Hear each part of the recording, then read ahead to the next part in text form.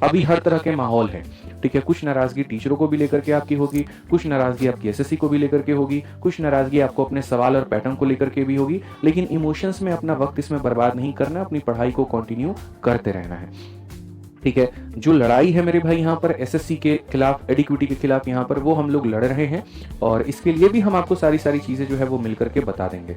यकीन मानिए सारे शिक्षक यूनाइटेड हैं, बहुत बढ़िया तरीके से हैं, और सब मिलकर के बहुत अच्छे तरीके से आप लोगों के लिए प्लान कर रहे हैं। कभी भी किसी भी टीचर का आपके लिए ऐसा अनहित कभी कोई नहीं सोच सकता है।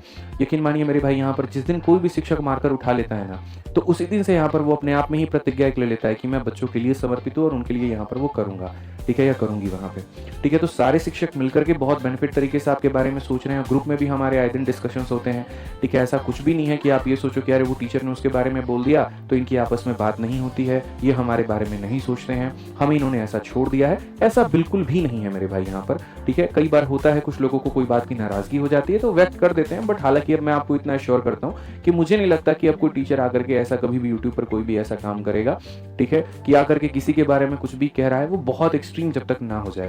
क्योंकि सभी टीचरों ने मुझे खुद ये बात की वादा किया, मैंने भी उनको यहाँ पर ये बात कहा है कि आप निश्चिंत हो जाइए, हम लोग मिल करके सारे बच्चों के हित में काम करेंगे, और जब भी कोई भी ऐसी अनाउंसमेंट होगी, कोई भी ऐसी चीज़ होगी, कोई भी हम स्टेप लेंगे, तो सब मिल करके आकर के यूट्यूब पर बच्चों को बताएंगे। तो आप इसके लिए निश्चिंत रहो, और कभी किसी टीचर की बातों को आप लोगों को दिल पे नहीं लेना, हम भी नहीं लेते हैं, आपको भी नहीं लेना, और बढ़िया तरीके से अपनी पढ़ाई को करना है। हर जगह से जहां से ज्ञान मिले उसको बटोरना है, सीखना है, और अपना सिलेक्शन लेना है, ठीक है। आइए चलिए अब आगे बढ़ते हैं, और आगे आज का सबसे पहला सवाल मेरा आपसे यहाँ पर यह है प्रोबेबिलिटी का। आप देखिए मेरे भाई यहाँ पे, ठीक है। सबसे पहला सवाल मेरे भाई यहाँ पर क्या कहा गया है, जरा वो देखिए।